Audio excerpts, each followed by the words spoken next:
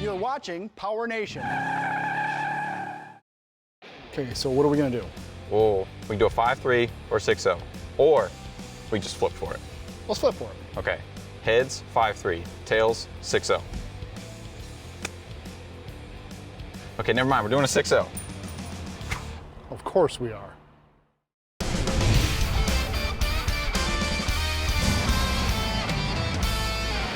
Recently, we've been doing a lot of projects for the other shops in the building. This means we got to do some really cool stuff, all the way from a 258 inline 6 to an aluminum-headed AMC 304 to a high-tech supercharged Coyote that made 1,000 horse on the dyno. This project is no different. Before we can start building the engine, we need to know what it's for. So we met up with the guys from Carcass to check it out. That's pretty sweet. That's actually clean. Yeah. Woo! Sweet ride, huh? I tell you what, that's Hope not you're bad not at gonna all. cut this up. OBS Chevy. That is in nice shape. Pop that hood, yeah. This is the important part right here. Yeah, huh? Because I already know, I think, what's under there. The big bad TBI. Ooh! This has even custom wiring.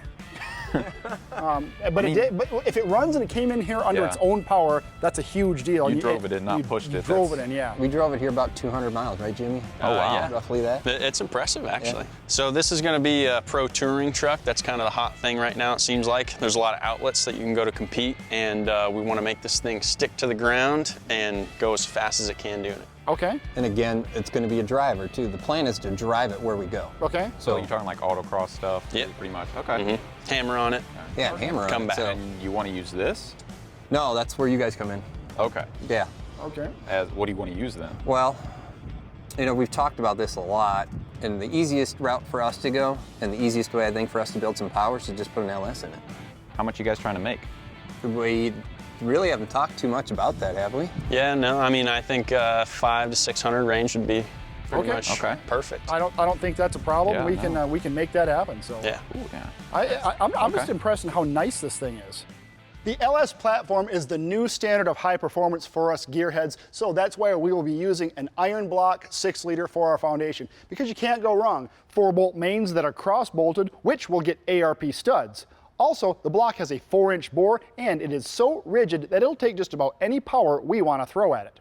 And because of its popularity, Summit Racing Equipment has gone the extra mile and created a whole series of parts just for it called their Pro LS series. And we will be using a lot of the stuff in this build. And not only because it makes great power, because it is great value. Things like pistons, camshafts, lifters, and even external parts like oil pans and valley covers. Also, we will be stepping on it hard on the induction side with a set of TrickFlow Gen X 255 cylinder heads. Now, we know how much power they want to make, and these will more than be adequate for our application. To top it all off, we will be using a standalone sequential port EFI system that we will show you later. But for right now, let's get started on this. In case the guys in Carcass want to use a power adder later on, we're gapping the rings a little wider to 22 thousandths on both the top and second rings. We check the gap using a Summit Racing piston ring squaring tool and a feeler gauge.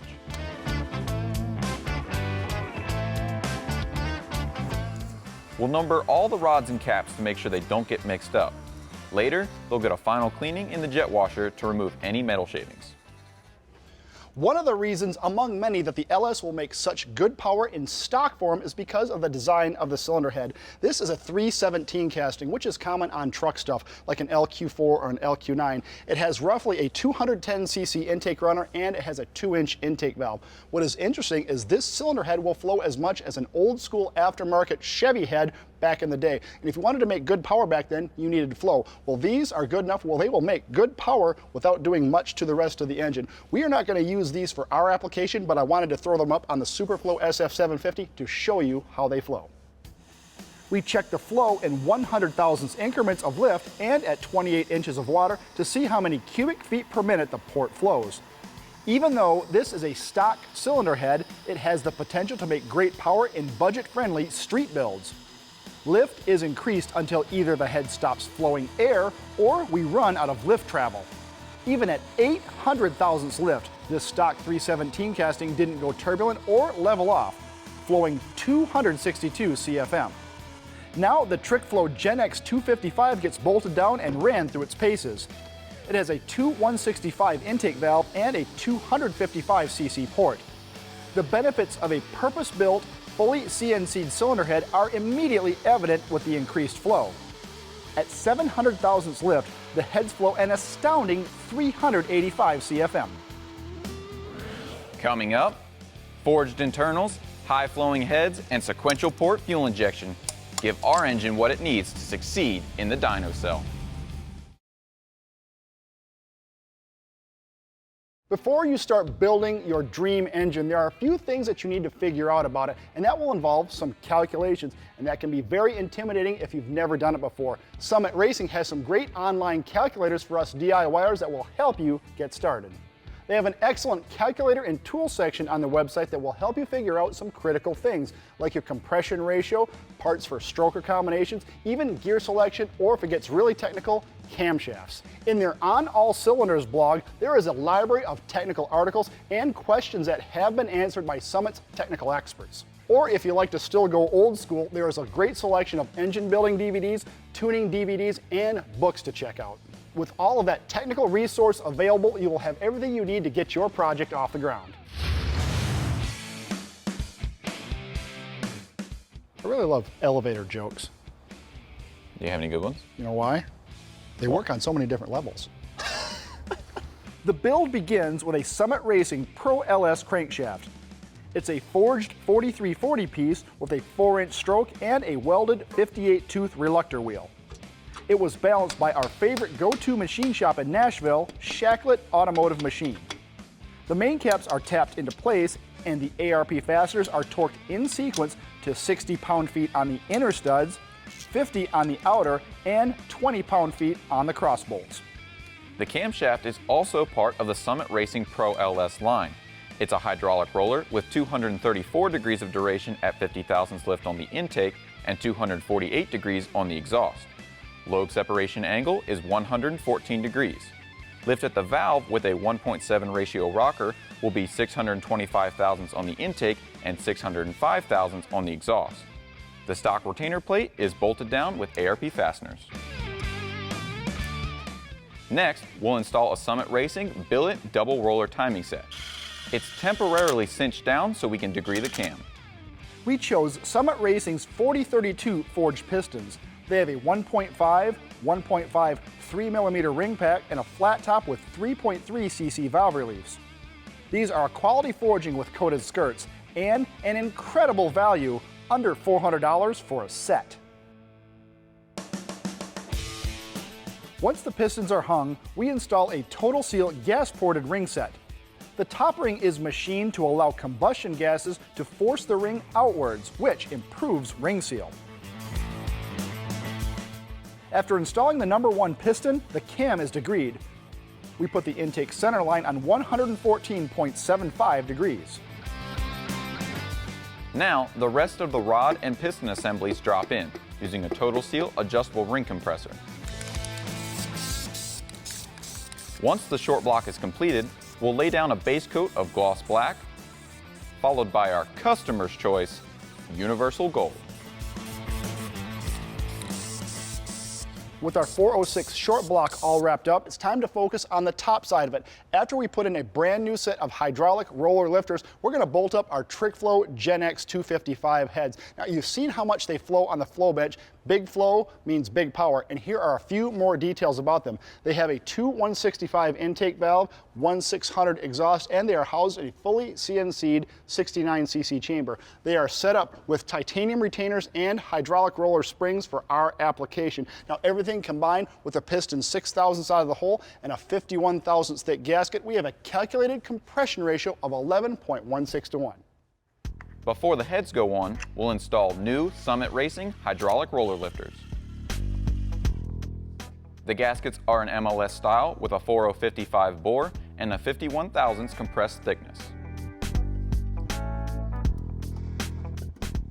The ARP head bolts receive ultra torque lube, then they are torqued in sequence to 80 pound-feet on the 11mm bolts and 25 pound-feet on the 8mm bolts. The billet aluminum valley cover from Summit Racing is torqued to 30 pound-feet.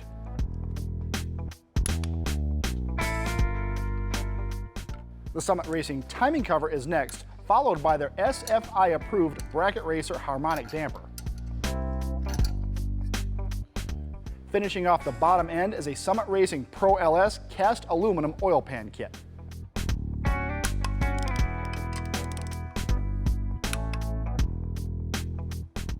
The trick flow cylinder heads come with a specific rocker stand that must be used with these heads. Our trick flow 750 long push rods can slide in, followed by the stock design rockers with upgraded trunnions. They are a 1.7 ratio and are torqued to 25 pound-feet. To protect everything on startup, we'll use Camshaft's Valvetrain assembly spray. To top it off, cast aluminum valve covers. In gold, of course. Up next, a plug-and-play EFI system gets our engine running smooth in no time flat.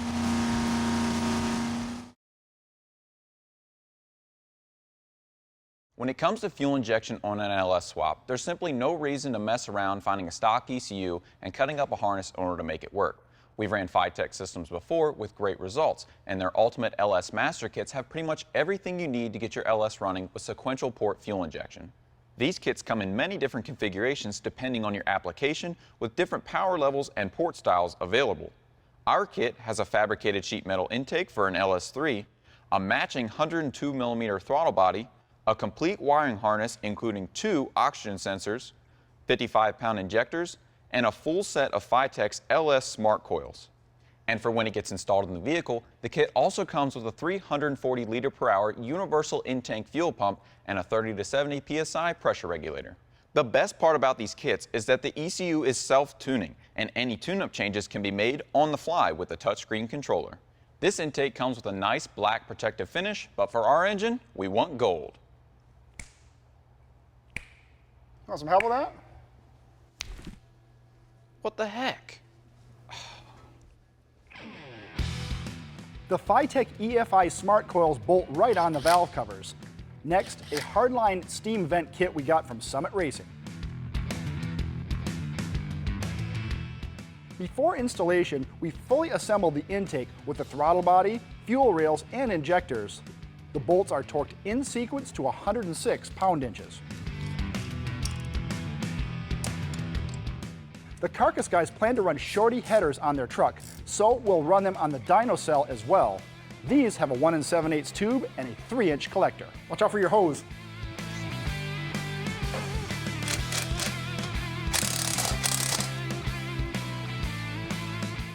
The Fitech wiring harness is plug and play. After a few simple connections, we are ready for engine setup.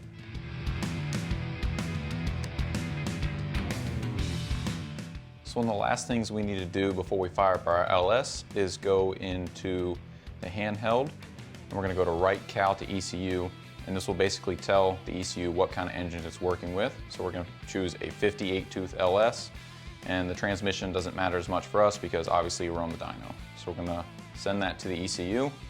We can go into initial setup, go to engine setup, and then we'll put in the parameters for our engine. So we have 55 pound-an-hour injectors. We can cycle through, or we can just type in the value. And we're going to hit OK after each selection to make sure that it is sent to the ECU. Once that's done, we're ready for our initial fire up. We ran through a little bit of a warm-ups, just cycling it, getting up to temperature. Everything settles down. It starts to do exactly what it's targeted to do for air-fuel ratio and timing and all that good stuff. So, okay, so now, where do we start? This is pump gas engine, 93 octane pump gas in the tank. 11.16 to 1. This is static is 11.16 to 1. The cam is in actually 3/4 of a degree late. So 3/4 of a degree retarded. So here's something that we don't normally do. People are always talking about why don't you make pulls at very low RPM numbers, right? Well, how often do you go to like wide open throttle at 1500 or 2000? Yeah, and you have to understand what's going on there is that you're at 2000 RPM, and that's like having a trailer that weighs enough that enough on your truck or car to hold you back at that RPM, and you're just wide open throttle. That's hard, especially low RPM kind of stuff. Right. I can tell you this, we're not into making partial throttle pulls, but we are going to do it. I think this will do it. Let's load this thing down. We're going to make a pull at 300 a second We're gonna go from 2,000 RPM to 6,000 RPM. Now 6,000 RPM is not gonna be its peak, but just to show that this thing will load up and we'll go to wide open throttle and not do anything crazy, we're gonna make it pull right there. Yeah.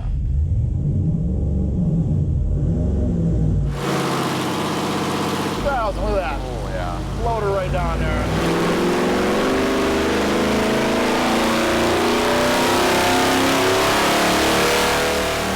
That's pretty good.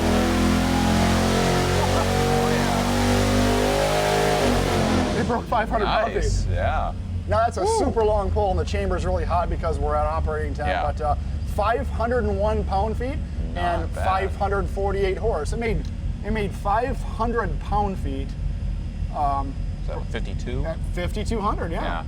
That's a smooth pull too. That was like really smooth. long, but really smooth. Right, You know? at 2,000 RPM, we're still at 372 pound-feet on load-in, and that's not bad. That's right. That's enough right there. Right now, right there, it's a screaming 141.8 horsepower. Yeah. That's true test to the how good that injection is. Yeah, to be able to load down letting at it that load it right RPM. there, and it loaded and made good torque. Yeah, and it's holding the air-fuel targets pretty well. That's nice. That's super nice. All right, well, we're messing around here too much. Let's make a real pull. Yeah. Up next, like the man said, we make a real pull. Let's see what she'll do for real here. Yeah. For our first full RPM run, we're going from 3,500 to 7,000 RPM. Go to oil pressure.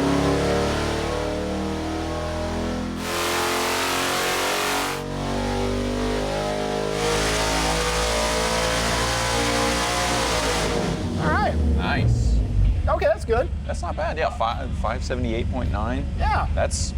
That is not bad. So yeah, made 503 pound-feet at 5,300 and 578.9 at 6,600. Yeah, that's a good spread. That's a nice spread.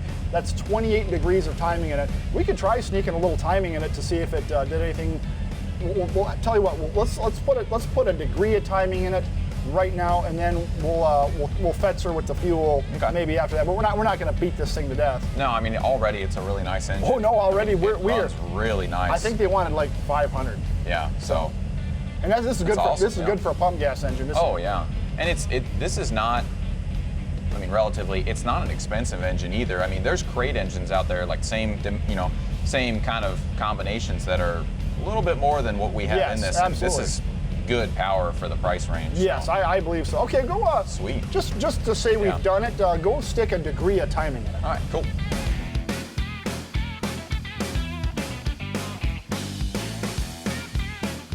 Now we know pretty much, because we've done a bunch of these and we've ran that cylinder head before, we know pretty much what it's going to want for timing. And we're getting close to a threshold because these things have a flat top piston in them, has a very good chamber. It just literally doesn't take a lot of timing. Yeah.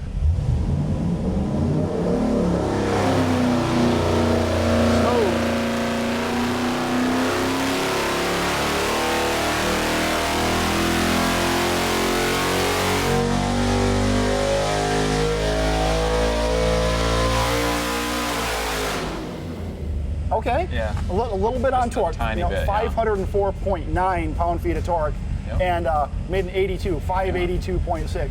Kind of leveled it off up top a little bit better. Yeah, but it's not diving off or nothing. Oh so no, absolutely not. Only thing that we could do is, if you're looking at our air fuels, we're conservative on our air fuels. Yeah. Why don't you go put that up? Let's see, it's 13.0 is the target right now. Yeah. Go like 13.3. We won't beat it to death. We're showing no signs of detonation. We're not having anything bad go on. Yeah. Pull a tad bit of fuel. At worst, the power will fall off a little bit, and we know we're in a safe range, and so we're close on its tune-up right now.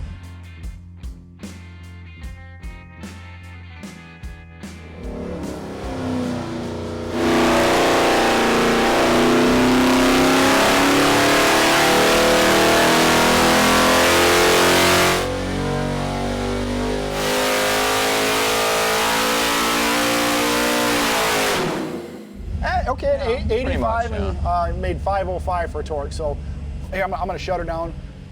Let's go get those guys. Go get those guys, down and here. we'll show them what they get to put in their truck. Yeah. So They wanted it gold, so hopefully they still like it. I mean, see. should I say it? I love gold. When Jeremy and Jimmy shared the plan for their track truck, they told us they wanted a dependable engine that could handle both street and track duties. They requested an LS making 500 to 600 horsepower.